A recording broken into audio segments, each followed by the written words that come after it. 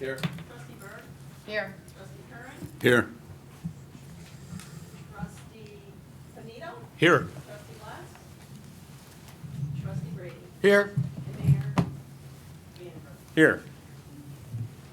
I'd like to make a motion to consider approval of the minutes of the committee of the whole meeting held on February 5th, 2019. So moved. A second? Second. All in favor? Aye. Very good. Thank you, Mayor Pro Tem. I'm going to be stepping out of the meeting here momentarily. We do have some Liquor Commission business happening down at the Kelson Center, but I just wanted to take a moment and this is a busy time of year for the village, specifically its staff members, and we just want to say thank you for your hard work, department heads, support staff, our finance department specifically, our village managers, obviously our chiefs, and all of their staff as well. A lot goes into our budget process. It started many, many months ago, and I like the position that Tinley Park is in. I think we've done a great job this past year. I'm looking forward to our fiscal year 2020. And that's that. So thank you very much, staff. How about a round of applause for our staff? And before you go further, Mayor Pro Tem, I'd also like to mention that this meeting was scheduled back in November for our board to put on their calendars. And that I think it's unfortunate that we have a trustee and a clerk that are not present tonight and that are putting politics before government. This is a very busy night. This is what we were elected to do, be fiduciary responsibility for our residents, and then I commend the board members that are here. So that being said, I'm going to go back to our meeting down at the Kelson Center. I'll let the work be done amongst the committee of the whole. See you in a little while. Thanks again. Mr. Mayor, number 3, review 2020 fiscal year budget. Start off with- Sure. Thank you, Trustee Yonker. So tonight we're going to follow a fairly similar format to the last couple of years. Essentially, what we're going to do is have an overview of the budget. The Assistant Treasurer and myself will be doing that, and then we'll have time for each of the departments to do short presentations and then questions. So we're getting through all the budget tonight, so the department heads have been directed to have short presentations, which I'll talk about a little bit later. But I'd first like to turn this over to Assistant Treasurer Michael Zonzius, who led our efforts this year in putting the budget together. So, Mike? Good evening. Before I begin the revenue discussion, I wanted to go into a little bit about the change in the format of the budget. This year's format was prepared in conformance to the Government Finance Officers Association's Distinguished Budget Presentation Award. It includes 5 sections. The introduction section is a transmittal letter, an org chart, the strategic plan, and a narrative overview. The second section is the fund overview, which provides the different types of funds that are in the budget, in those funds, in each type. Then we go into the fund detail, and we get more detail. Then we explain each fund, the personnel within each fund, the purpose of each fund, the goal of each fund, and any statistics about that fund. In the 4th section is the capital budget. We discussed this capital budget back in November, and it includes the capital programs or capital items for each fund, especially Fund 30, which is the capital fund that is funded by the operating. The last section is the supplemental information fund. Within this section are all the statistics for the village, but more importantly, it has a personnel schedule and indicates all the available positions or funded authorized positions. Thank you. The document is designed to provide a summary schedule at the front of each fund section, followed by the detail of each fund by account number. You may also note a change in the presentation of the departments in the operating fund.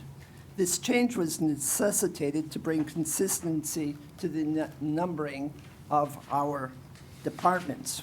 For instance, whereas fire prevention and fire suppression were presented separately last year, they are now combined into one department this year. And a similar situation exists for Public Works. And why? The reason is because we want to get into the technology and reporting on a consistent basis. If you look at other departments, police, community development, they also have divisions within their departments, but not a separate department. So we had to make a choice of either making each division a department or making the departments that make up or divisions that make up a department into divisions. By making each department report divisions on a consistent basis allows reports to be run and presented without modifications. Although a manual process this year, this new format and numbering is dramatic will allow the village to use technology in the future to prepare this report and alleviate many of the manual processes. The revenue. The general overview of revenue can be found on page 18. Village-wide budgeted revenues, less transfers, are approximately $98.7 million, which is approximately the same as last year and approximately 1.2% below the fiscal 19 projection. Revenues from the operating fund comprise approximately 56.7% of total revenues. The remaining 43% is mostly made up of Fund 60 water and sewer fees. Operating fund revenues are budgeted at approximately $56 million as compared to $54.7 million the prior year. Property taxes and sales taxes make up a majority of the revenues in the operating fund, as shown on page 27 and page 28. Combined, these sources of revenue comprise 80% of the operating fund revenues. Fiscal policy. One of the tenets of sound fiscal policy is the establishment and maintenance of reserves. The operating reserves and all other established reserves are meeting their appropriate and are appropriately funded this year. Capital funding. When capital expenditures are not funded by an established source of revenue, such as a TIF fund or motor vehicle tax, the expenditure must be funded from the operating or general fund. Each year, excess fund from the prior year's operating revenues less operating expenses are transferred to a fund for capital expenditures, which is Fund 30. This current year, in fiscal year 19, an estimated $5.3 million, which is shown on page 72, the operating revenues less operating expenses, is the estimated amount to be transferred from the operating fund to Fund 30 to pay for capital expenditures in next year's fiscal 20. This approximate amount can be found on page 193, line 39, and page 239, line 24. Thank you.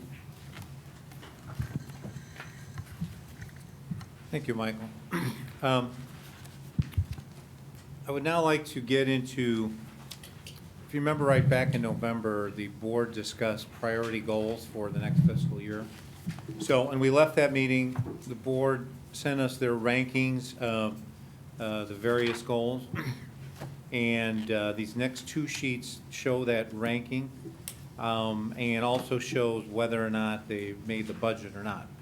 And so I'm pleased to say that we were able to really find funding for all the items that had a funding requirement, with a couple exceptions, which were some of the more lower ranked items by the board. If you look on the second page, which is basically the comprehensive land use plan revision, hiring a consultant for that, as well as the MWRD policy for private lateral services. Both of these items will be something we'll have to address at the future, but we were able to really get all the higher priority items funded, in some cases partially funded, if not fully funded. So a lot of the detail on these is what you'll hear about as we go through some of the department budgets.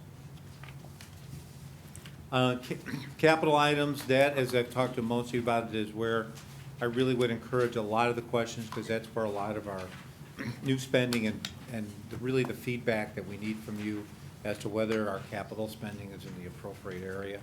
But in summary, just in the general fund, we have $5.3 million, excluding carryovers and new capital funding.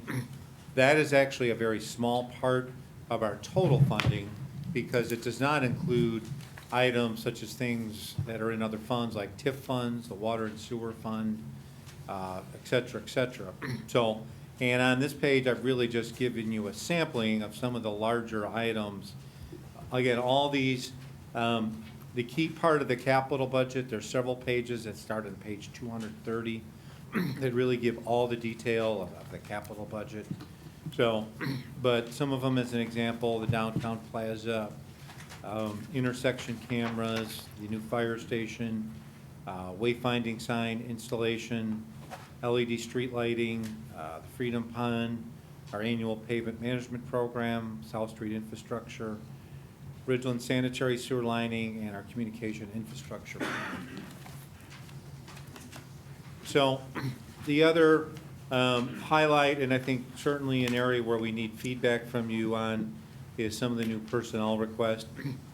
And I am, pleased that we're able to, I think, meet a lot of the priorities, especially in the public safety area, in police, 911, and fire. That I think the feedback we've been getting, I think, is an important area for us to address. We do have 4 new sworn positions in fire. We'll get into that detail a little bit later, and why it's the positions that we are recommending are the ones that we're recommending. Marketing has had a request to, at the end of the year, as we get ready to open the plaza, to hire 2 special event coordinators, as well as increase the public information coordinator time, so there's money in the budget for that. IT, for those of you who remember when the Village Hall staffing study was done, there was a recommendation that besides the director, we also hire additional staff there, and we were able to at least fit in an intern position this year. 911, we have a full-time communicator that would be reviewed at mid-year. If the budget is in good shape, we would recommend that. And again, that's to kind of rebuild from the department that, and also is reflective of the same reasons that we're looking at more police, which is the number of calls increased. And Public Works, again, something we've talked about, with the amount of work, special events and others increasing, we're trying to get some of the staffing back to where it was in a very gradual point of view. So there's also in for a mid-year request for that. Fire Department has a couple requests that were approved. One is the reclassification of 2 positions that HR looked at and deemed that it was appropriate that they be reclassified. And finally, as you may remember, several months ago, we approved a pay plan for the village. We put off the fire because it was infinitely more complicated. We knew it was going to be more costlier, but we're going to briefly talk about that during the fire budget tonight, kind of what we're planning to get us closer to market to be able to kind of attract and retain the good people that we have. So this next page provides a recap of what I just showed you, essentially breaking down the salary as well as the health and the various benefits of the position. Okay, that's on page 257. The recap. There was also a number of positions deferred, and we just wanted to list all those just for your information. Again, obviously, in any budget, there's some tough decisions that need to be made. It would be great to have a lot of these positions, but obviously, we can't do it all with the resources that we have. And related to this, again, just to point out, I think as we look forward in future years, we know there's a desire to do more police staffing. We're going to have to continue to add to staffing for the plaza, not just in the marketing area, but public works and public safety. And whether we do that internally or externally is to be decided, but resources needed for that. And in the building area, I think as we've talked about, at some point in the future, the public works building really does need, we need something that's more reflective of our needs today and in the future. And besides the current fire station we're working on, there's also been recommendations to build another fire station to reflect the needs and the difference in the fire department as it was compared to 20-some years ago. So all these are things that, again, at this point, we don't have readily available revenue sources for, as well as obviously some of the items that we deferred, but it's something we're certainly going to have to look at going forward. Related to financial, I think some things that we will be bringing to the board this year. If you remember right, during the budget last year, I did mention that we would need to be looking at water rates. And I think in this specific year, we definitely need to look at an increase.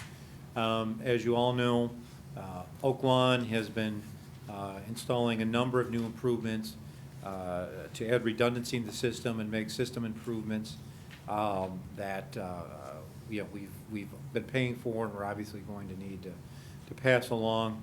And we want to get our reserves. Finance Department really has done a great job, I will tell you, based on my experience. We have excellent reserves here. We've done a very good job of building this up, which allows us to do a lot of these large projects in the budget without debt financing. One area, though, that we need to be stronger in is in the water fund. So, and again, in the future, as we do more of these large capital projects, especially if we start getting into public works, buildings, another fire station, will we look at debts, or do we want to just defer some of these items? That will be a discussion to have. And of course, the third item related to financials, what we just talked about a few weeks ago, is whether the board wants to bring in another revenue source to replace the sticker program, which we already talked about. So here's tonight's schedule. So, again, so what I've asked each of the department heads, in light of the fact that we're doing the whole budget one night, is to give a presentation of a maximum of 5 minutes, and then to leave time certainly for you to ask questions about each of the budget. One of the things that we also did is, as you note, I know last year was a little challenging, flipping pages back and forth, so this is a really good chart here, as the departments are talking, to look at what page they're referring to in the budget. So please use this page as they're talking about. A couple of the exceptions that we made to the 5-minute rule is, one, public works, just because there is such a long list of capital improvements. And then fire, we've allocated a few more minutes beyond 5 minutes to let Denise explain a little bit about the new pay plan that we're discussing. So, that's our overview. Again, I think as the mayor said, I really want to put in my thanks. This was Michael Zanzia's first year of leading the budget, certainly with Brad's guidance. They did a great job, as well as the rest of the finance staff who was here tonight. We really appreciate their efforts. We had a very ambitious, we did two things differently this year. We had a more aggressive timetable for internal budget meetings, as well as getting the budget turned around, as well as this new format. And I'm pleased to say that we met both of those goals. And that's really, I think, due to the finance department, as well as the good cooperation of all the departments who submitted things on time and accurately. So at this point, if there's overview questions, I'd be glad to talk about them. But I would encourage you, if I went through, if there are specific things that I mentioned in either the goals or some of the capital projects, we can talk about them during that department's budget. But if there's any questions about how we're doing tonight, this would be a good time to ask that. Dave, you mentioned some of the debt that we have, or the ability to sell bonds for capital improvement. We have some debt retiring at the end of this year, correct? Yeah, Brad, you want to?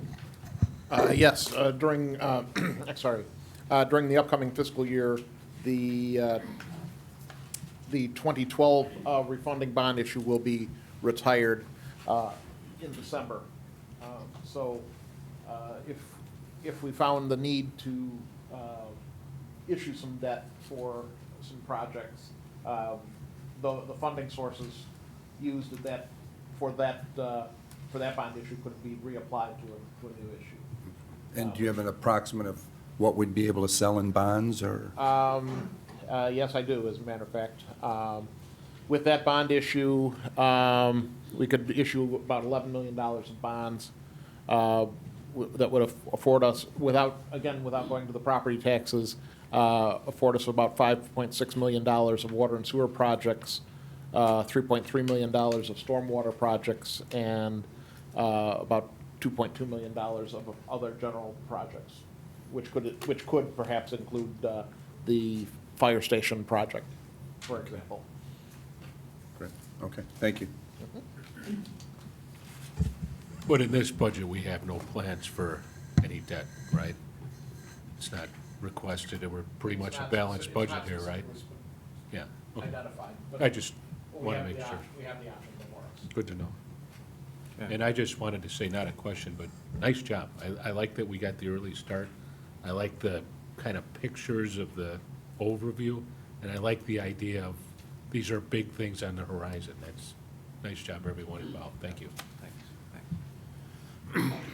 All right, without further ado then, let's get into the department budget. So I'd like to ask Chief Reader to talk for a few minutes, and then Denise for a few minutes on the pay plan. So. All right, good evening. Just real quickly, since we just have a couple minutes, I'd like to introduce, first off, our budget team. Our Deputy Chief of Fire Suppression, Deputy Chief Steve Klatz, Deputy Chief of Fire Prevention, Chief Reardon here. Again, ongoing daily ally and helping make sure that we, have all the facts and figures and everything dialed in here real well for our budget this year. Our budget begins on page 75 in the document this year, and I just had a couple things to highlight very briefly for you, because again, we do have something very important to talk about that the fire department, myself, feel very strongly on, is making sure we have enough time to discuss the pay plan proposal here this evening. So real quickly, starting out across the top here with the purpose statement of the fire department being to provide an outstanding level of service. And in doing so, we're highlighting just a couple of brief points this evening. First off, our goals that we developed for this year, supported by the budget, would be our goal number one, would be to begin construction of Station 47 with a completion date of sometime in mid-2020.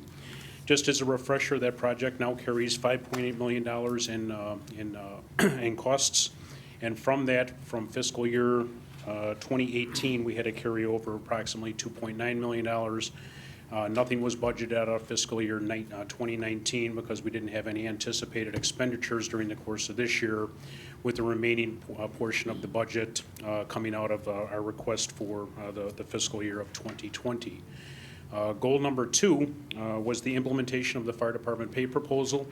As we've discussed and as the village manager highlighted there very well for us here, we're in a position now to be able to introduce the pay plan to you this evening, to introduce a step-by-step level instead of to give us that incremental step that we want to have within our program that should provide us a little bit of a market advantage to recruit new members, to retain members that we currently have on the department, as well as to build a merit and performance-based system to allow for half-step and full-step increments during the course of a firefighter or an officer's career here with the fire department.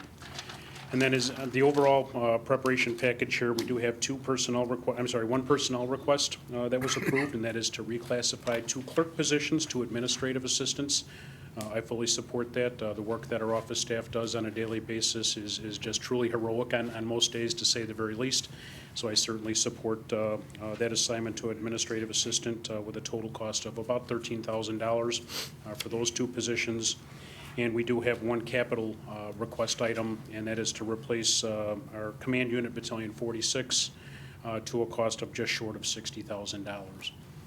And that would generally capitalize our overall budget request for the year of a total of $6.1 million. which was very, very close to what we had in budget year 2019 of $6,008,000. So just a little over $100,000 increase from fiscal year 2019 to fiscal year 2020. So any questions on that? I'll entertain those questions. If not, I'd like Chief Reardon, if you have anything you'd like to highlight real quickly on your portion of the budget, or good to go? I think we're good to go, Chief. Look at that. Wow. Bang, bang. Okay. I've got to save the other three for you for the important part. So trustees, board, any questions at all? Anybody have questions? Just on the firehouse, you Yes, said sir. we're going to carry over 2.9 million from 2018. in Brad, are budget. my numbers correct there?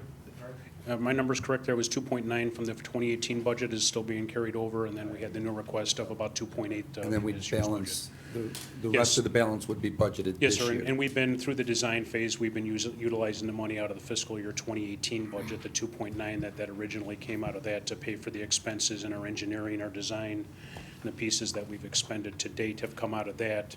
And because we weren't in the construction phase, it was determined last year that we would defer the remaining piece of the budget until this year, once we were closer to breaking ground and getting that station underground there. Great, thank you. Thank You you. brought it up, Chief. When are we breaking ground? Soon, I hope. Yeah. So we're, at this point, we're currently on schedule. The bids are out being, John, help me out here with our days here.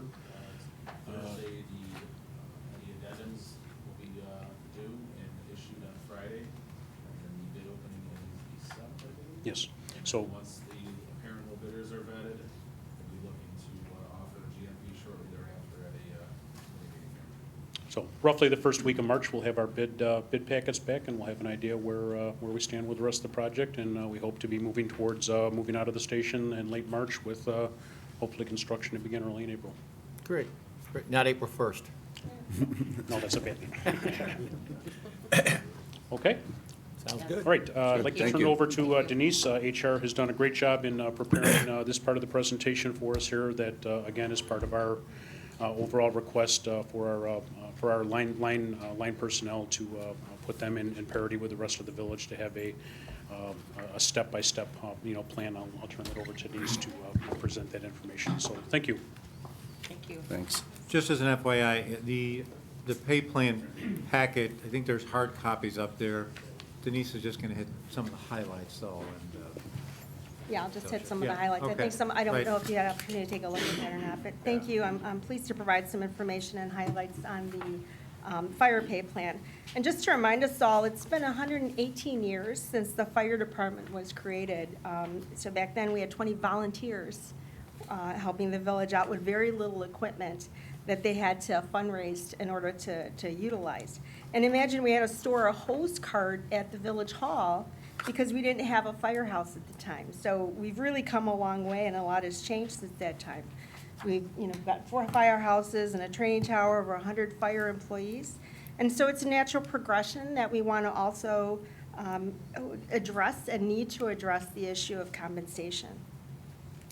Historically, fire pay has been a single rate of pay on the on the village's pay ordinance. And we've been mindful to make sure that any market wage adjustments were reflected on the pay ordinance so that they were approved by the village board and would reflect pay rates for fire. And in fact, one of the ways that firefighters have received any pay increase has been through that market wage increase, or through a completion of a probation period, or through a promotion. However, nothing else has been afforded to them as we have had with other staff members. And as you know, last fall, Dave talked a little bit about that we finally completed the update and implemented those changes to the village's pay plan based on the pay study and the review of the market data that we conducted. A lot of data and analysis was involved, and I have to thank my deputy, Paula Wagner, who did a lot of work on this project. And I have to thank Finance for their assistance on the implementation. When NIU conducted their original study in 2006, it did not include the fire suppression staff. So when we began the work to update the village's pay plan, we also began a concurrent study, a review of the market, in order to gather the data necessary for this recommendation. One of the challenges we had was to find a match of comp communities in the market because our team is not full-time. And we also had the challenge of trying to find basic requirements that were similar to ours. Some of the highlights, and they're very quick, is changing from a single pay rate to a 10-step pay grade and step structure similar to the village's pay plan. We're proposing a conservative 2% increase between the steps within each pay grade. The plan creates an opportunity for step movement based on successful performance evaluation and recommendation of the supervisor. It incorporates the current existing training stipend program into the performance evaluation process. Entry level starts at a lower level to recognize existing and seasoned firefighters who remain at their rate in the pay grade.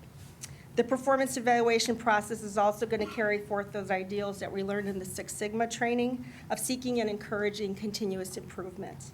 The plan allows additional hourly pay for those employees in an acting rank role to be used as acting up rate of pay. We couldn't use the same because of the multiple step plan. It should be noted that within the analysis, we identified those management positions also that would be eligible for merit increase based on the new performance factors. And we're also refreshing all of our performance evaluation tools for management as well as non-management staff. The estimated cost of the plan we projected is about $500,000 over the first 4 years. The first year would be cost neutral based on that stipend. And that's all I had. Thank you very much. Any questions? I guess the only question I. Thank you. Go ahead. Go ahead. Oh, sorry. But this is obviously going to come to us several more times, and Yes. each piece has to be approved. It's Yes. just, this is what you're asking for in case it does follow through at this point, right?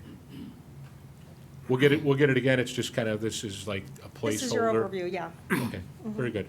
Yeah, basically, the goal is to have this implemented as part of the May 1 Right. budget. So Trustee Brady and I briefly talked about this yesterday, and my recommendation would be to have kind of a second and final blessing at the committee level at his committee next month, and then have the board approve it at the meeting after that. So if that makes sense. we Yeah, can no, do I'm that. just, Okay. I'm just Yeah. kind of seeing it, and I'm sure there's, Sure. you know, Yeah. steps and grades, and there's Yep. 10 of them, and There's a lot obviously of you have to set the information. money aside to Sure. do it, but it's a lot to digest now. Correct. Thanks. Thank you.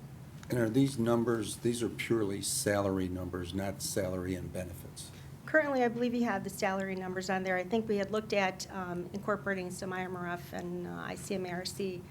We can get you more data in more detail. Thanks. Sure.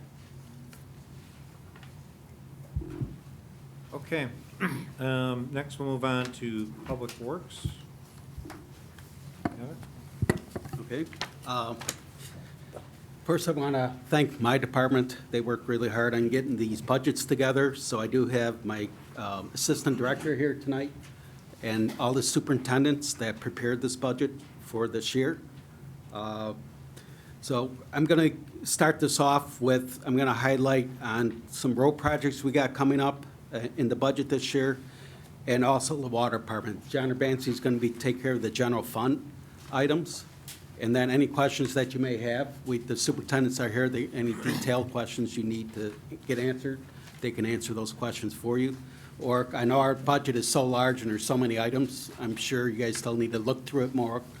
Just email us, call us if you need some answers, because there is a lot to take in. We are kind of in a lot of different spots in the budget book here, because we have enterprise funds, we also have general funds, so.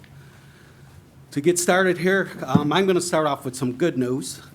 The good news is I have two major projects on here possibly that there is no local funding needed. So these are things we've been waiting around here for a while. Is the Harlem Avenue resurfacing project from 159th to Route 30. It is on a state letting. I did check the website, and it's been confirmed for March 8th. If that does, if they get the funding, they're talking about June start date. So Harlem Avenue, and the next one is they're also going to do 159th from 94th Avenue to Pulaski Road. That one's for the April 26th letting, but that's also state funded, so we'll see how that comes out. But those are two projects that are going to be done 100% by the state, but that are needed. So now to the costly ones. So we want to start implementing a 2019 pavement striping project. It's around 85,000. We're a little bit behind. Last year we put money into it. We're trying to get that caught up. The 2019 sidewalk gap program, we got $150,000 in there for that to continue our sidewalk gaps around town.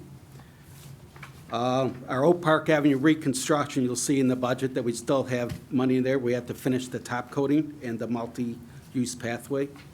So that'll be coming up. The bike path rehabilitation project from 162 to 179. That's approximately around 198,000 or to 200,000, but we did receive a grant at 75% of the cost. We also have in here the bike path extension project from 179th to the dog park at $280,000. Oak Park Avenue multi-use path, that's south of 183rd Street. We finally received the state permit for that, so we have it in the budget to get that done this year also. Our PMP annual program, somewhere between 3 to 4 million. North Street Improvement Project, we just got some bids on that, so we should be under budget. I think we had budgeted 2 million, but we're about 1.3, I believe. So, Kevin, let me jump in here a second. Just, most of these projects that Kevin's talking about are on page 251. Okay, So yeah, if you sorry want about to just, that. yeah. Yeah. Okay. Go ahead. Okay. Then we also have a couple of roadway improvement projects, design only. 80th Avenue and 191st Street intersection improvements for $300,000. That's an 80-20 grant funded. In 80th Avenue Bridge with Will County, some design for that. That's for $300,000. This is design only, not construction. Village municipal building projects, we got some municipal parking lot improvement projects for $200,000 at multiple locations. And community parking lot improvement of $328,000. So that pretty much covers the road projects. I'm going to move right over to the water department. So in our O&M sewer fund, we have an overall increase of 0.8%. Our O&M from stormwater management is a 1% increase and a 0. And the O&M for commuter parking lot is a 2.5 increase. Some of the capital projects that we want to get through is replacement of generator at Post 1 pumping station, water main replacement at 3 locations currently being engineered, perform a water system analysis and prepare a water model. We're now on page 239, by the way. Okay, 239. Okay. Sorry about that. Yes. I'm just trying to get through a lot here. I know. And then design stage of the utility extensions on LaGrange Road. So let's get the utilities along the LaGrange Road. So moving on to sanitary system, some of our big ones that we've been working on over the past couple of years is Post 4 lift station canopy and control panel upgrades. What page? And I believe that is 202? 239.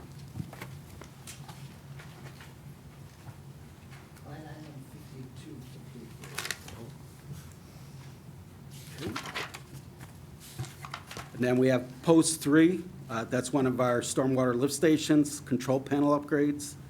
Post 7, force main sewer lining. This is a pretty big project. We've had a lot of major collapses or breaks on it that we're looking to investigate and replace this line. And our inflow and infiltration sewer program. And then lining the 24-inch sanitary sewer on Ridgeland Avenue from 167 to 175. So that's a pretty small overview on the list of projects we have. We have plenty more in the budget. If you have any questions on those or anything, just let us know tonight or email me after you take a good look through the budget. And we have one additional maintenance work in the budget for mid-year review. So if Jonathan can take over for the O&M for the. All right, thank you. As Kevin mentioned, I'm going over the general fund items for Public Works. Start out with the Streets Department. Michael, what page is Streets on here? Yes, yeah, please tell us what page you're on. Street Department capital budgets. 89. There we go. Yeah. All right. Part of the chloride variance, we're going to be trying to meet the new BMPs in order to comply with the upcoming chloride regulation. We've added 2 items as capital requests to begin meeting some of the requirements, which are the road watch at $10,000 and the barrier confinement walls around our current calcium chloride tanks for the amount estimated at $30,000. We have a backhoe or unloader request for equipment. And then our overall street budget is currently at $6,129,000. Our year-end estimate is at $5,753,000, which puts us at year-end estimate of 6% under our budgeted amount. Facilities and fleet. Which, A quick question, on your backhoe is that a replacement? I believe that is replacement. Yeah, our replacements go off. It's not of adding the- a new one, it's No. replacing an existing No, old sir. one? Okay. These replacements go off of our current scoring system, and, we go off of recommendations of replacements based on the score that they're given for age, mileage, maintenance that we have to pay for them currently, so. And the item will come to us when the time comes to approve an actual purchase of a new one. We'll ask the questions about how old it is too, because we always get the chance to approve or disapprove. This is just like a placeholder of the money in case we want to do it later. Yeah, right before the request goes out for the state purchase or large capital items, you will get the ability to make that comment and discussion. Right, well, we could ask how many miles they got and that kind of stuff. Correct, and we can, offer the score sheet so you can see it firsthand. At facilities and fleet, which is in what page there, Michael? Same page, okay. We're looking to be replacing the office area condensing unit. We had some failures on that this year for the village hall here at a cost of $152,000. That includes the evaporator coil and humidifier for that unit. That's the main unit that runs most of the original village hall here. We're also requesting to replace the condensing unit and air handler for this room. We had some issues with actual outages again on that, and this the unit for this area is original to construction. So back in the 80s when this building was constructed, so it's definitely outlived its standard life. We're looking to put a request in for the humidifier also for the office area at a cost of $20,000. Phase 3 for the LED street lighting replacement that, if you recall, we got that grant presentation at the last board meeting. So we continue to apply for these grants as we install these LED street lights. Request for replacement of the Oak Park Avenue train station refrigerated bakery case at $33,000 and some change. And our facilities and fleet superintendent, Terry Lesby, offered a request to replace the water fountains at the various village facilities to match ones you see now that where they allow for water bottle refilling as opposed to us, grabbing brand new water bottles every time. So it upgrades those. Any questions on that? All right, so that's all I have for the general fund for our capital requests. Thank you. Thank you, John.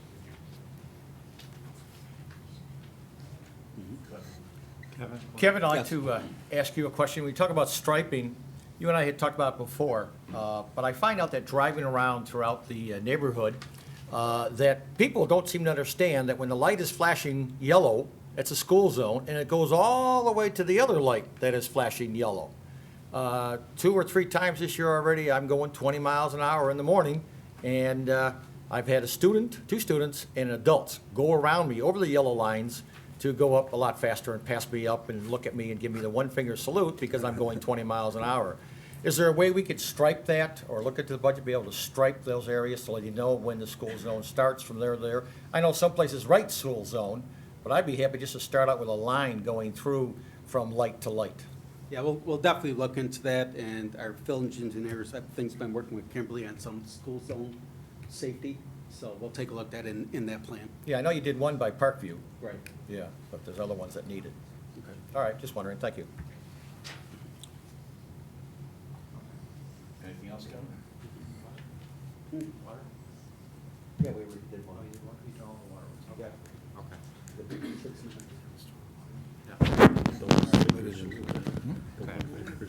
Thank you, Ken.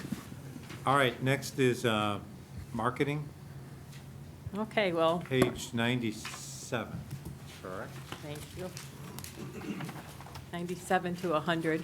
So of course, our mission in the marketing department is to promote and communicate all the fantastic amenities and benefits and events that we have in Tinley Park under our music-centric brand. So our major initiatives for fiscal '20 are, of course, Harmony Square. That's the biggie. It's the crown jewel of our branding plan. So we'll be ramping up for the grand opening and programming of the plaza, while we are also continuing to raise the bar on our existing events. We're also enhancing and building upon our social media footprint and our digital communication channels and our video delivery abilities, and continuing to build, of course, on the visibility of our music brand with the execution of our tourism-focused branding action plan. So as you review the budget on page 100, the highlights will be major branding enhancements, including our community profile and opportunities brochure, an event planning guide, some travel writing and photography, additional brand awareness posters, a new tourism video, our existing one's probably 8 or 9 years old already, some concierge training that will be made available to all the frontline staff in our hospitality-related businesses in town. We've also added some seasonal decoration enhancements. Our annual report's been moved into this budget, as well as some items for resale. And then beyond that, our CAP request, which Dave highlighted, our biggie is the wayfinding sign program, which we're anticipating to take over 2 years, in addition to the additional hours for our part-time public works, or public information coordinator, and the eventual addition of the 2 30-hour-a-week special event coordinators that our programming plan calls for. Did we already approve part of that wayfinding in previous? We did It's just approve a the planning continuation? portion of it, yes. Yes, Okay, and so then I'll it's be just bringing. following through on what was previously planned? Yes, Okay. yes. I'll be bringing some, the next phase two, actually very soon, hopefully in March. And that's it for me. Any questions, Don? Did you talk to the Park District about maybe incorporating some of those positions with them, the special events coordinators? We actually are talking about incorporating with them the programming, some of the exercise programming and some of the potentially ice skating, youth skating, youth hockey potentially. So yeah, those discussions are going on right now. So we will fund the personnel, not them, at this point? Not necessarily. We haven't talked through all that yet. Thanks, Donald. Thank you. Any other questions? No, good. Next. Okay, the next two ones, economic development and community development, we have those separately because they are different committees, but they're really part of the same budget. I think Paul is gonna Yes. handle that. It's on page 92 is where it starts. Yes, I'll be presenting the entire community development budget, as David said, starting on page 92, going to 96. I do have our economic development manager, Patrick Hoban, and our planning manager, Kimberly Clark, here with me this evening if we have more questions that they can help you with. I'm happy to announce that as of Monday, we're fully staffed in the community development department with the bringing on of our full-time VRE, so thank you for doing that. We gave him a nice reception on Monday and put him right to work. Patrick's got him running pretty hard, and I think he already had his first initial interview with the business. So we're very excited to have him on board, and that involved in some minor alterations to our department. You know, feel free to come back and see us. We're pretty scrunched in back there, but we're very happy to be all in one place so we can foster communication amongst our 3 divisions. As you know, we have 3 divisions in community development. We have economic development, building, and planning.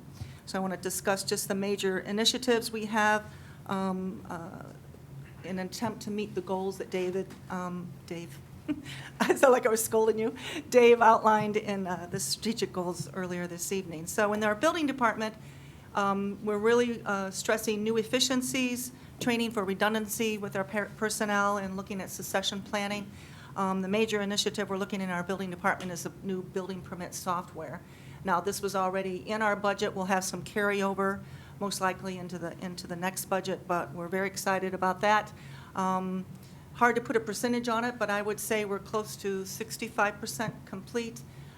There's a lot of upfront work. I really want to thank Michael Thomas from Information from IT. helping us with that project. Jean Bruno is managing that project, but we plan to have our staff launched and trained and be able to address our new busy season this spring. So if all goes well.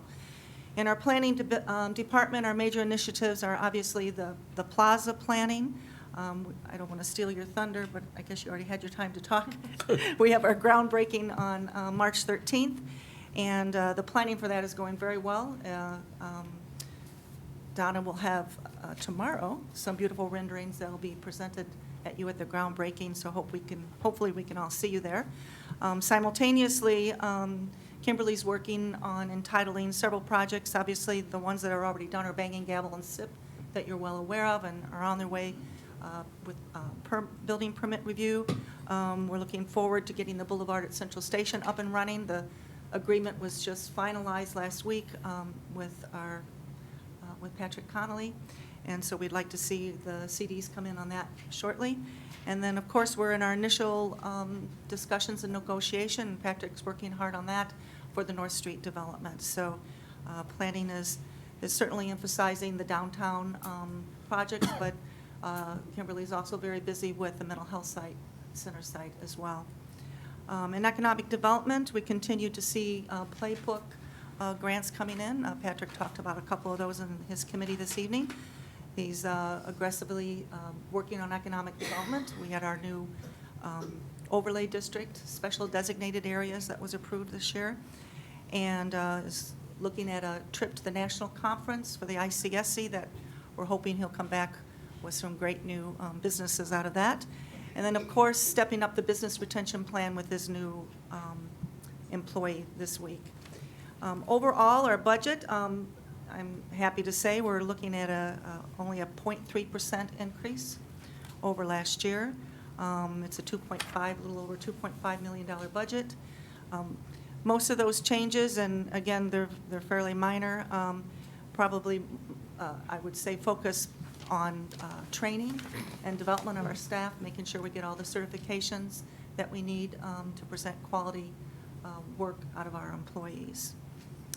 So if you have any further questions on anything in particular in the budget, I'm glad to answer. Or our managers My can only answer for question you. is, I guess, I remember the software from like 2 years ago. Yeah. Are we going to be prepared when spring hits? I mean, it's going to roll out smooth? I sure hope so. I mean, that is our plan. We're working very hard. They've had some personnel changes. We just got a new project manager on their side at the end of last week. That is our intent. We are actually, finance is working with us to roll out some of the cashiering module ahead of the whole software module, so we can Yeah. get some training done on that. She wanted smooth at the front desk when. Yeah. It's a big project. It's a very big project. And the existing software we had, we found, several complications in terms of migrating the data over. But we're going to come in under budget, I'm sure, because there's a couple components that we didn't have to use in it. So, happy about that. Great. Any questions? No. Okay. Thanks, Paul. Thank you. Nice job. All right, police is on page 70. Good evening. I have Deputy Chief Baraselli and Sergeant Persha. They can answer some of the line item stuff if I am unable. Basically going to speak to personnel and capitals. But first, the goal for the police department right now is to begin the staffing study implementation so that we can get more people out on the street and we can have more community engagement.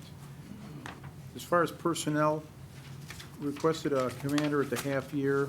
We asked for it mid-year because we're not ready to implement that as of yet.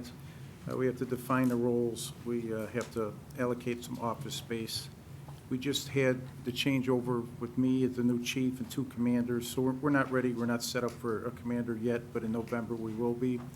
We also just put in through an administrative sergeant. We have to get that sergeant up to speed with the tasks that they have to perform. As far as police officers, there was, as you see, there was 9 requested. 2 are included in the budget, 7 are deferred. We still need 3 from the 2019 budget. We're hoping to get them in the April class. We might possibly we'll need a replacement for the newly promoted sergeant, and we have to allow possible retirements. As far as capitals, they're on page 249 at the bottom. Most of it's basic replacements, but there are some things like with 2 new vehicles for patrol, we'll need 2 in-car camera systems. We need the 2 patrol vehicles for the new officers, updated vehicle for myself, the chief, 2 vehicles for the new commanders, and it says an additional sergeant vehicle. We're going to do a study on the Sallyport and a possibility of moving the range to the police department, so that's included in the budget, as well as a second Gator vehicle. The other things are basic replacement things for the AEDs, the taser, and other things. We're also going to get command boxes for all the supervisors' vehicles so that we can have a command post set up at any major incident. Any questions? So the community engagement, that's kind of why you're working with this staffing and getting more people so you could free up time so people could. Correct. Yeah, we currently we're at minimum staffing. They start out the shift with minimum. The beats are just covered. With the addition of a couple officers, it'll allow us to have more interaction with the community and more time, more downtime, so we can do more things. And you're looking at adding 3 officers this year? We have to add 3 still from the In this 2019 current budget. year, and then yes. 2 next year, so we'll have 5 new. Pardon me? We'll have 5 new officers. Well, Patrol the officers. 3 will get us up to where we need to be before we start adding. The 2 will be a +2 to the staffing study. The 3 will just get us to. Okay, to where we need to be. Okay. But the 3 are last year's 3. We're still. Yes, It correct. takes a while to get them in, train them up. Yes, We've it only got does. so many field training officers and the What is rest. the police academy, about a year, chief? It's, the police academy's about 3 months, training's about 3 months, depending if the officer gets through it in time. If it's extended, it could be an additional, so you're talking at least 6 months per officer. Chief, if I may, there is a question at the end of this. One, first of all, I don't know, Dave, your rankings here on various goals, that the police department ranked number 10 and the fire department ranked the number 11. The board goals, anybody ever told me that, so I don't know how we got so down low with the police and fire department down to number 10 and 11 on goals to be done. But Chief, when we, the board, hired you, one of the things that we were impressed with is you read our staffing study, which was a very important thing at the time. People complained that we did it. They complained at the cost of it. Then when we got it, they were happy with it, okay? And we kept hearing over and over from our citizens that you can't put a price on our public safety.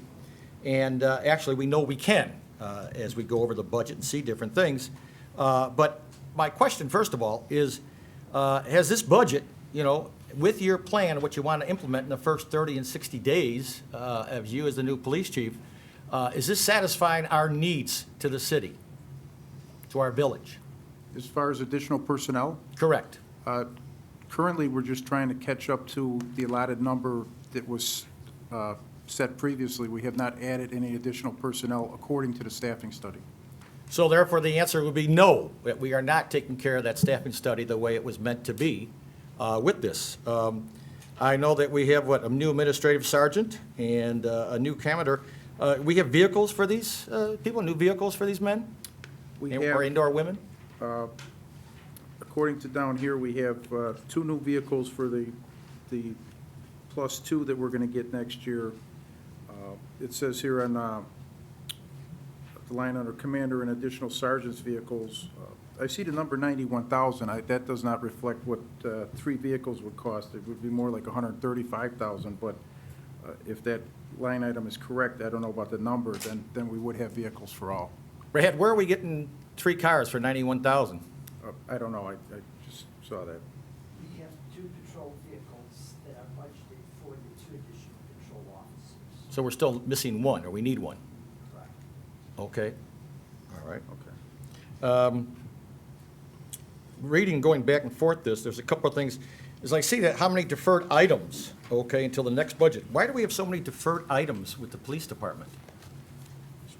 Hold on. Let me get back Well, to for example, I'll just give you one simple one that I read and saw, that they're looking to put up a 3M window film in the lobby to protect the folks that are behind that window, many times not a police officer, maybe just the women that are there, and that was been deferred for for the film to protect them in case anybody causes a problem there or shoots at them or takes a hammer to it or whatever it is. Why on their safety wouldn't we do that? What page are you referring to? They're on 249 and 250 on 2. Right, I'm at 250 right now as far as the 3M part to help protect the lobby. Line item 15. Correct. Okay, the ballistic. Why it was deferred, I don't know, but there was something that it was decided at the, I mean, it's just a simple item, let alone cars and other officers and that. Trustee Brady, what I'd like to, what we've done is we're actually looking at a couple different things, because we have similar issues with here at the Village Hall and also in the building department. So it's a collective thing that we're looking at all three of these areas to try to reinforce. The reason, what I could think is the reason why it was taken off right now, at least there is some sort of protection that is there in the police department. There is a barrier. We do not have barriers in these other two areas that we are currently looking at to see how we can potentially harden it. So I believe that's one of the reasons why we deferred that item right now, because at least there is some sort of barrier there. And Right. in a more collective way to look at all three in the future and how we harden all of them. Okay. Also, too, I noticed in last year's budget compared to this year's, that the organization chart has been changed, okay? And that the police chief and now the fire chief now falls under the assistant village manager. How and when and why was that changed? Trustee Brady, that was changed when we restructured and Pat took the job. I talked with the board about that Pat is actually overseeing police, fire, 911, as well as IT. Pat, you're a busy man. What's that? I said, Pat will be a busy man after overseeing all of that. Yeah, and that's not unusual in a community this size where an assistant manager oversees departments. So, I mean, I think it's worked well with, especially with Pat's background. And, I think it might be helpful too, I mean, rather than trying to do now, there actually, in terms of just the question about what we've been spending on, I think, safety measures but there really has been a lot in terms of the fence, and I think a number of other things. I'd be glad to kind of maybe get you a list of. Right, I know we really last year. have done a lot in the Last year, we couple talked about the years, fence around the Yeah, police yeah, department, there's been and we things put that we've up done to fortify it, and the obviously- poles to fortify Yeah. it and the Yeah. other type of things. Right. That are there. And let's see, we had one more that I wanted to check.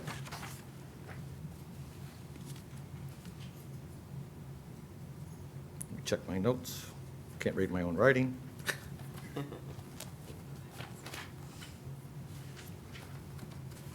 And I think, Chief, that you already addressed the idea of having that commander's pay on page 257.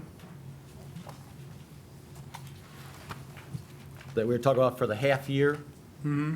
So that would give us the money for the third vehicle? Is that possible? That's line item, what is it, number 7? Number 7, yes. On page 257. If you have that down for a full year at 138,005, if we take it for a half year, that brings it down roughly to about 85,000, 75,000 to get another vehicle? that would, if that's what, yeah, I didn't see that. That's a half year? Yes. Okay. For some reason I had it in as a full year. Okay.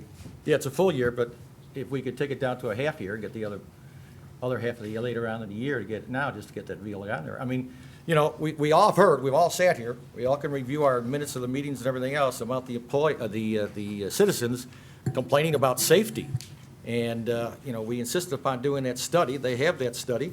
As I said before, you know, I think we need to get these items. We need to provide the police department with their stuff that they need to protect us. I mean, the village has grown, okay? The amount of officers has not. That has proven it in that study. I was part of that study. I worked with Chief Neubauer and with Dave and the mayor as that came down to pick it, as I said before, repeating myself, that we picked it, and they were all upset we picked that particular one. And then we got, everybody was happy that we did that. And now we need to do what they asked us to do. We need to fulfill those places and get the equipment and the manpower to protect our city. That is growing in number. We're looking for more and more activities. There's looking for more and more places to build, places to come, restaurants, and on the list goes. You're gonna need police protection. You're gonna have to be on the streets. And I don't think the staff disagrees at all. And I think when, the staffing study was approved, it was always discussed as something that would be done over multi-years. Right. We're making those efforts. One of the challenges we have is, I think as the chief explained, Pat can explain a little bit more, when you're bringing new people on, it's not just the new people that we're adding, but people are leaving, we have to bring in too. So we're always playing catch-up, is what you're saying.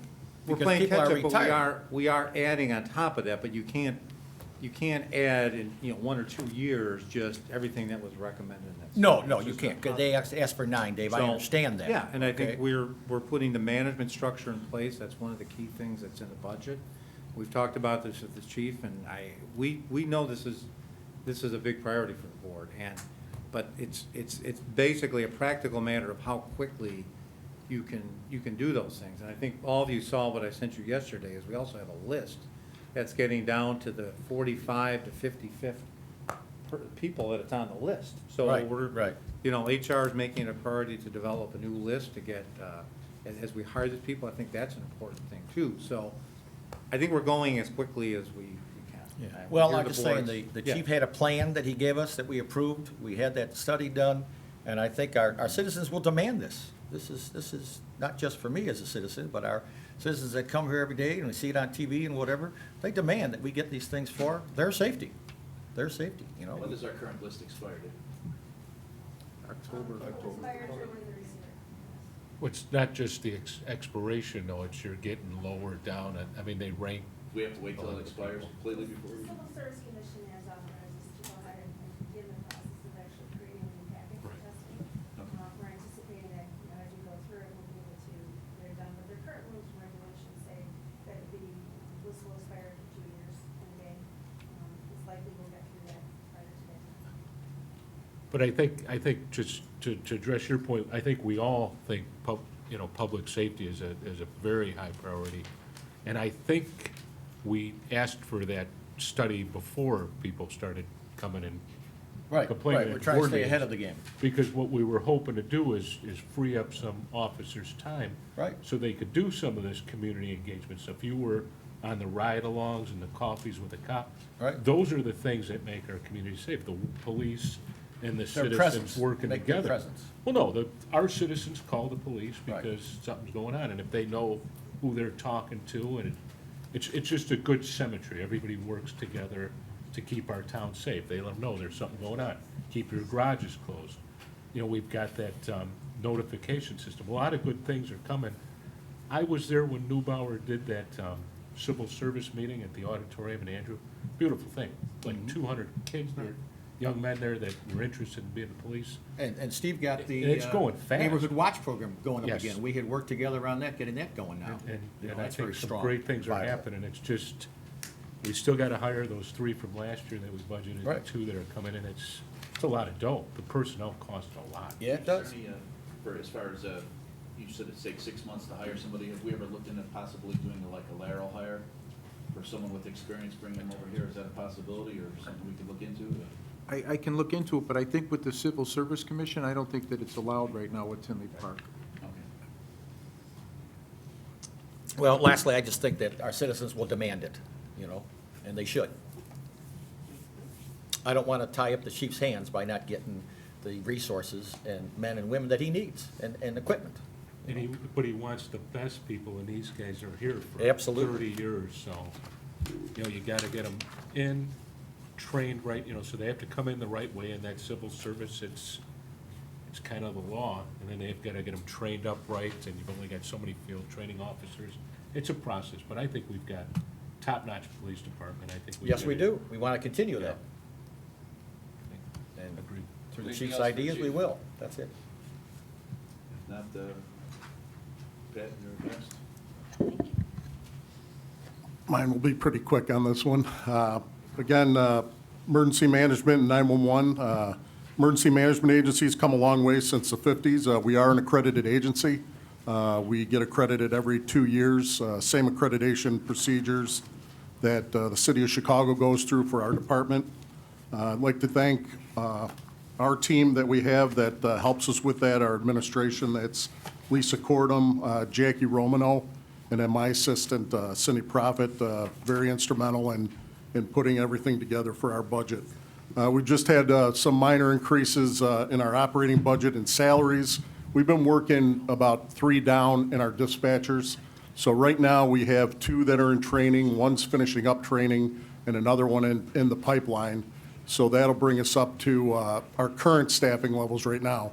We haven't been at current staffing levels for close to 10 years, so we're looking forward to put that in place. And one of our major capital items that we're asking for personnel is a telecommunicator half year.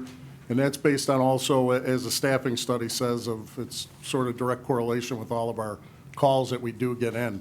I'd like to add that hopefully in August, when we get up to, if we're up by full staffing in August, we will be able to eliminate the dispatcher that Kurtz provides currently right now, which will save us approximately over $200,000. So it'll be more or less an offset on costs easily for that person mid-year. So that's what we're working toward, and when that happens, then we will be conducting all the activities of the EMD dispatching in the 911 center. All of our dispatchers are currently EMD qualified, but we currently still have the Kurtz dispatcher in there simply because we're 3 down in the dispatch center. So hopefully when that happens, then we'll take it on 100%, and there'll be a cost savings, plus it'll cover that cost of that additional person. Any questions, Pat? No. Questions, Dave? Thanks. Thank you, Trustee Yunker. I'm going to hit the next 3 areas fairly quickly, just talk a little bit about the commissions, the mayor trustee's budget, as well as the manager's office budget. So the commission's budget structured a little bit differently this year. As Michael Zanias had talked about, we have all the commissions essentially on one page, starting on 112. The overall commission budget is actually down this year, $242,000 to $232,000.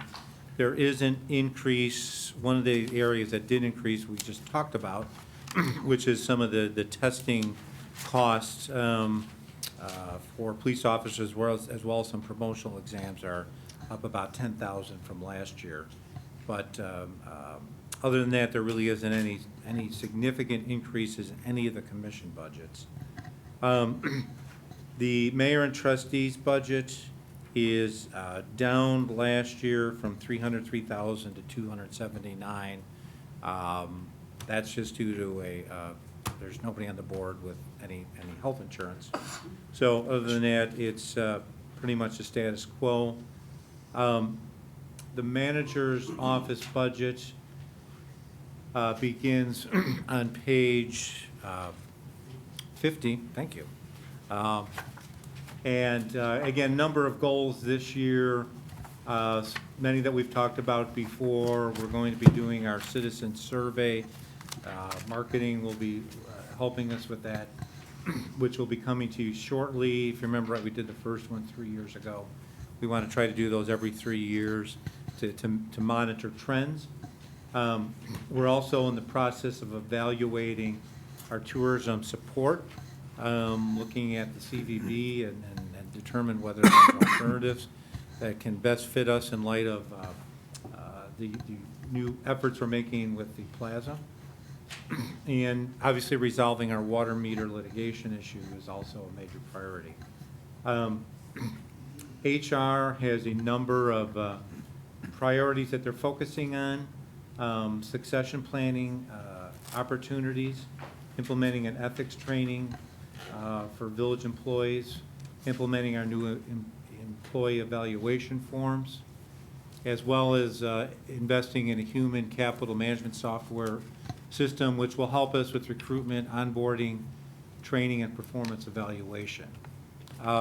In terms of capital, really the only item is the manager's vehicle at $38,000. This is one, just by the way, that has been on the list for replacement. I've taken that off the last 2 years, but it is in the budget this year.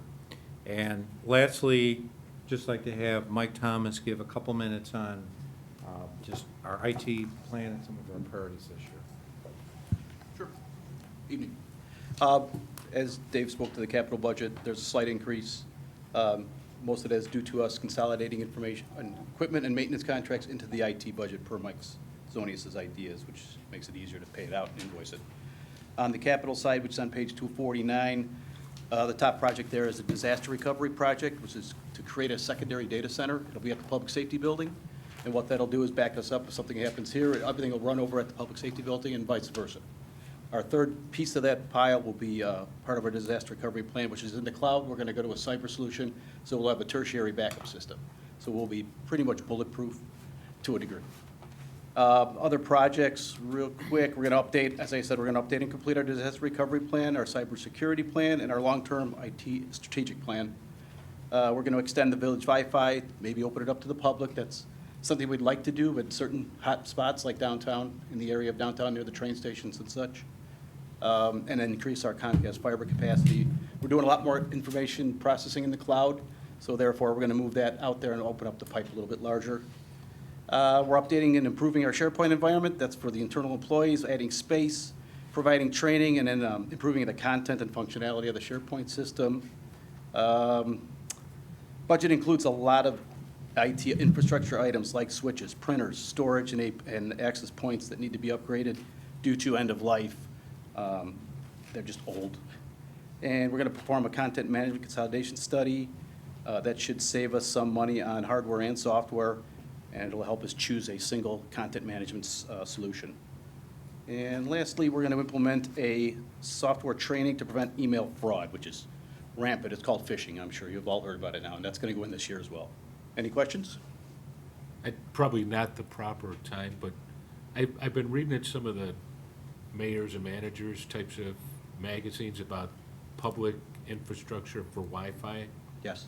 To give them, I guess, faster speeds on their internet. Yes. Is that something maybe we look at going forward? Is it a big expense or worth it to the public? It can be. It depends on how you structure it. Some of them offer it to nothing. Another company will come in and put up all your Wi-Fi APs and hook it into something else, but then they charge the public. They'll put it on ads. They'll drive them crazy with content that's not that good. Okay. As far as the speed, I think if we use our fiber, ours will be much faster than any public service that can come in and try and install it. And would the public be able to access Yes. our fiber then? So they would, Yes. because that's the way they seem to be selling it. It's like. Exactly. You'll get 100 times more speed Mhm. and you won't be bothered with the ads and that kind of stuff. Right. So- Ours should be able to handle it in those public Wow. spaces. All right, well, maybe someday you could Sure. kind of fill me in on how it works. Absolutely. Do Anybody these else? improvements include moving pad? Don't we have some IT stuff in the basement at public safety? Is that being moved up then? Correct, yeah, we're starting the design for that, of moving that equipment from the basement up into the main floor of the public safety building.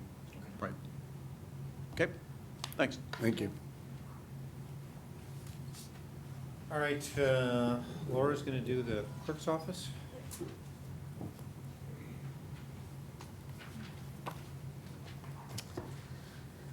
The clerk's office this year is keeper of the record, and Open Meetings Officer has been working hard on our agenda management system. I'm happy to announce that our last meeting was the first time we've all used it. We got it all put together, staff worked hard together, and it went without a hitch. So we're working again for the March 5th meeting to continue that. That brings me to our capital request for next year to expand on this even a little bit further. We're asking the board to look at $43,000 to for a citizen participation tool as part of this, where citizens can actually comment on the board agenda items, ask questions. Those questions would be directed to staff, who can give them feedback, go to the trustee in charge, whatever we need to do to communicate well with our citizens. This system is also part of our document management system, and this is where the keeper of the record comes in. We've been working hard to build up our document management system, which would be a comprehensive system throughout the village where we can go in and just find one project and all the documents on that one project. The agenda management system works with the document management system, and we've just started to touch on it in the last couple of weeks, and it's already been helping us out quite a bit. The other thing that we've asked for is just $3,000 more to improve our codification of ordinances. We're going to try to switch that from an annual update to quarterly update. So. Is that putting it in the record, or that's like us voting on it quarterly? I mean, That's actually putting it codified, so when people go in. they could go, okay. On our website, they'll get more current. If they look at our municipal code, they're getting the most current. They're getting the most current. Right now, any ordinances we pass during the year don't get updated until after. We do it at the end of the year. Right. So Yeah.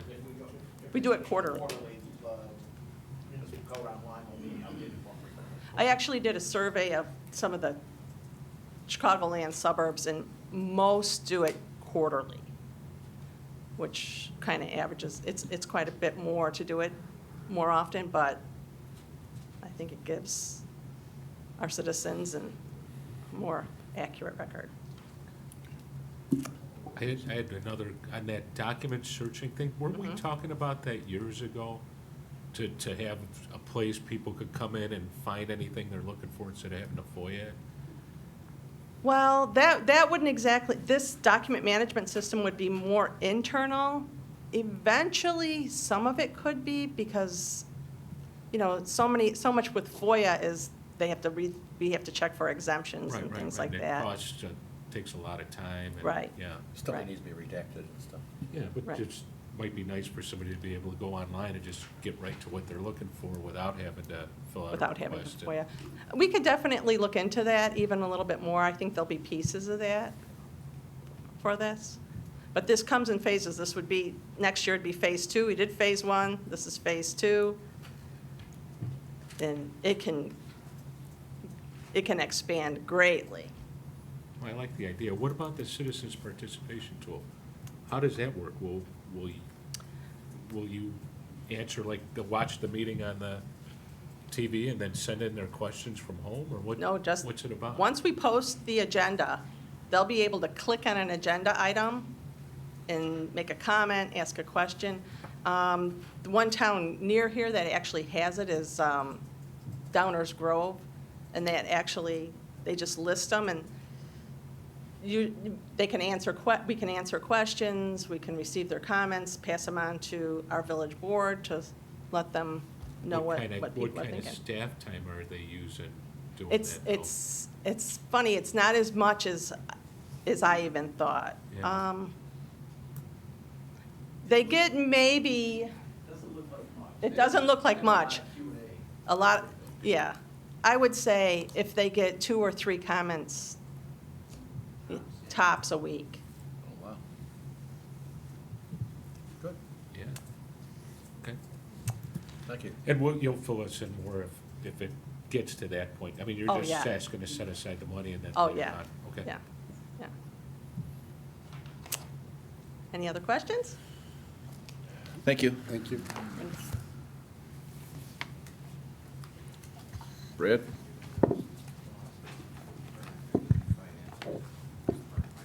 Brad and Mike talk. Okay. Dog and Pony Show.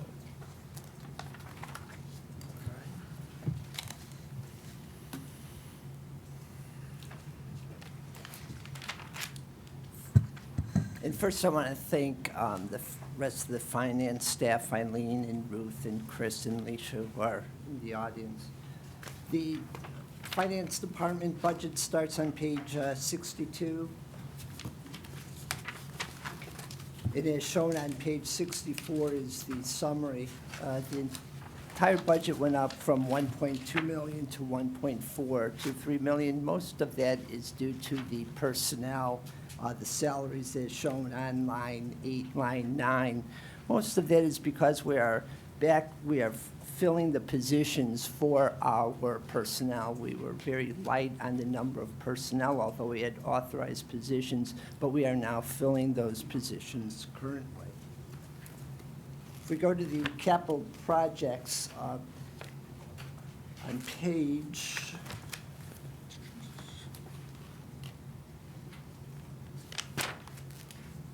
248, line item 15.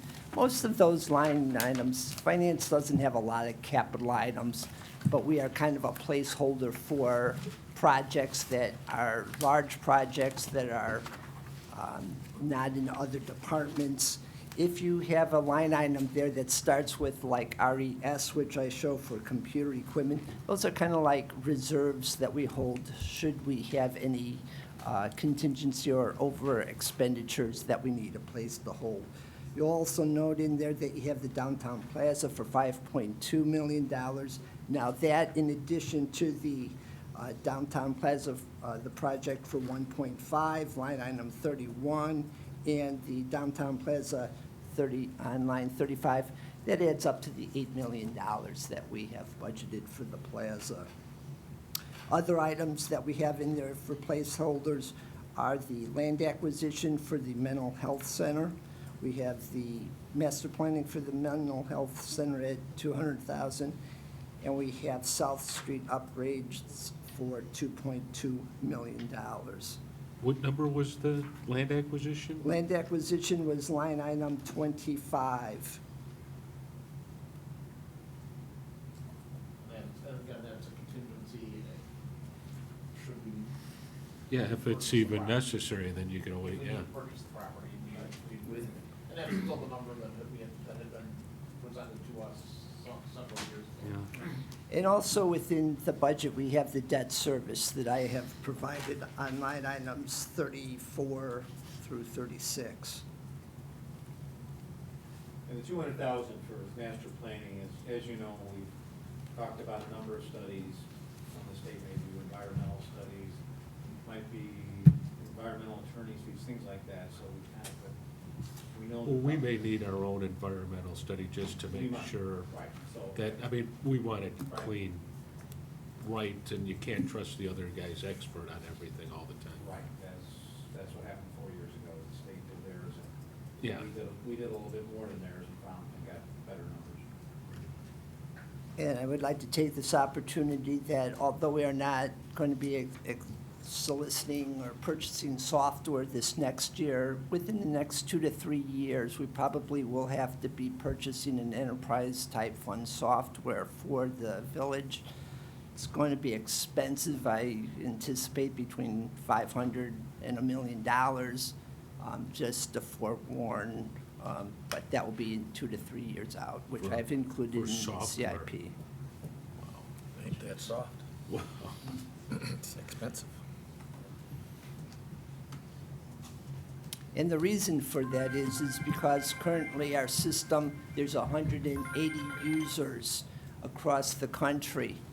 They're not supporting that software like they used to. They do currently support it, but with 180 users, 10 users are dropping every year. So that means you have probably 10 years, but there's going to come a point when they will not support the software. But Plus periodically, changes in technology, changes in software structure over time. You know, we've had our system in place since basically 2003. It's a little long in the tooth. Yeah, 16 years. So we've really gotten a lot of utilization out of the system. It still is providing most of what we need, but again, we're recognizing that it is getting a little a little old and that we will need to replace it in the near future, in the not too distant future. Appreciate the heads up that it's coming. They're gonna replace us, Mike. We're getting old. I'm not gonna cost 500,000, I'll probably worth 10 grand, maybe, That's right. $10. Go ahead. I'll talk about the TIFs here, the large, and I'm on page 230.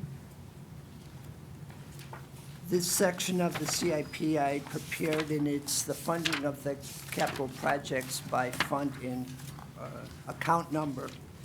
First fund is 16, and that is the legacy fund.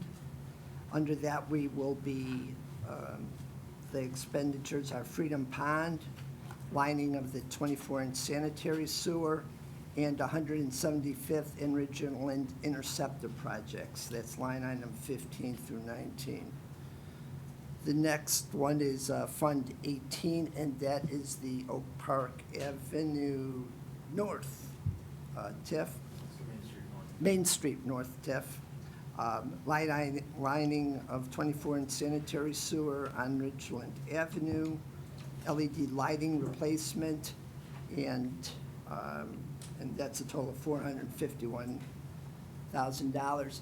LED lighting, the total project is about $350,000 for this year, and what we have done is we have apportioned it to the 3 different TIFs so that they will pay for it. The next one is Fund 20, that is the Mental Health Center.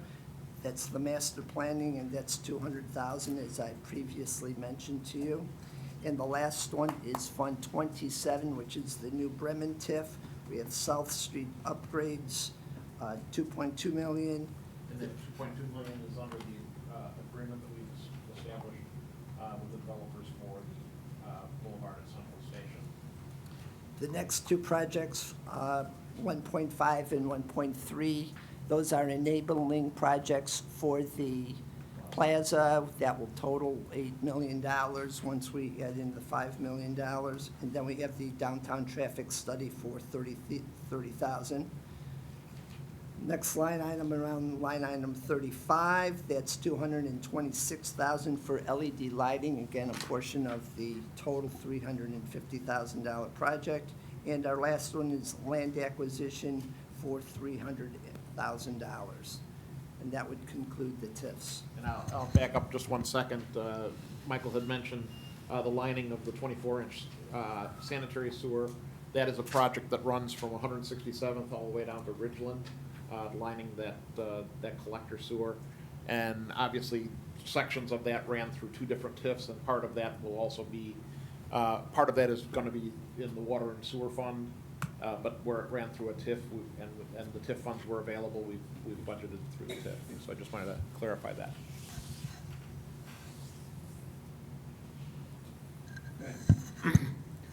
I wanted to have Brad just talk a little bit about kind of next steps in terms of public hearing, board approval, and when we need to do all that. Okay, yes, state statute requires that we have to make the tentative budget available for public inspection at least 10 days prior to adoption. And then once we've made it available for adoption, we have to hold a public hearing within 7 days. So we've tentatively got those. Obviously, once we complete here, there's some final cleanup and finishing that we need to do with the budget to get it into its final form. We're tentatively looking at having that public hearing on. This year, there's a little bit of quirk in that, so typically we do it the first meeting in April, but that's also election night.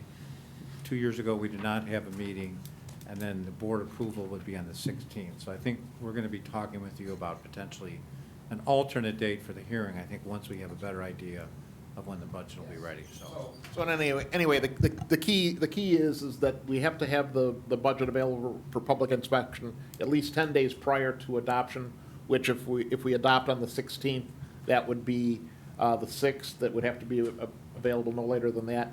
But then once we hit that date, within 7 days, we would have to have the public hearing. So we're trying to negotiate, A deadline for comments, or what date to do it? I'm sorry? A deadline for comments, or what date Deadline, to do it? well, it's basically, we got to figure out the calendar as to when we want to have the public hearing, in which then comes into play with, when we make it available to the public.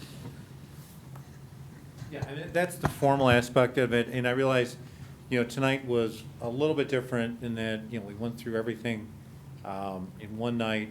But by doing this, it does give finance extra time to work on this. If there are still some things that, as you look at it in the next couple of days, there's questions, please let us know. But, hearing none, really starting next week, we will really start to put this into kind of a final package. So if you can get any other comments to us, like by next Monday, or any questions, that would really be appreciated. How are you gonna address shortfalls in capital at this point?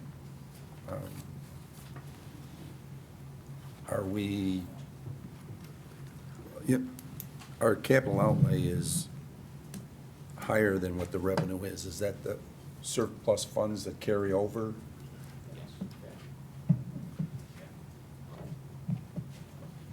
Yeah, a portion of the capital each year is funded from the excess of revenues over expenses that we have at the close of the fiscal year. And then portions of it may be from accumulated reserves that we've accumulated in years prior. So it's not all necessarily funded by quote-unquote new money. Haven't some of these been carried over for years?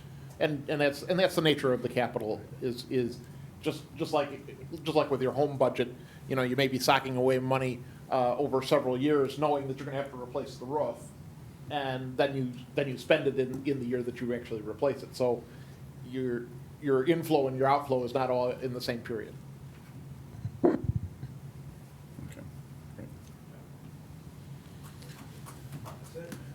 Any other questions? I just want to comment, I was involved in some of the budget meetings. I thought staff did an excellent job explaining everything, and as you can see by the size of the book, it's pretty impressive, and I just want to say thank you to everybody involved in the budget.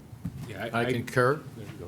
Go ahead, Michael. I've been at it a couple of years, and I like the idea of the early start. These are our big priorities, so it kind of, like today, we were ready for most of what we heard, and it just kind of made it a lot easier, a lot better. Since everybody here and staff worked so hard, let's see you Sunday, March 10th, and party at the parade. You deserve it. All right, number 4, receive comments from the public. Anyone wish to address the board? Let the record show there is none. Do we have a motion to adjourn the committee of the whole meeting? So moved. Second. All in favor? Aye. Aye.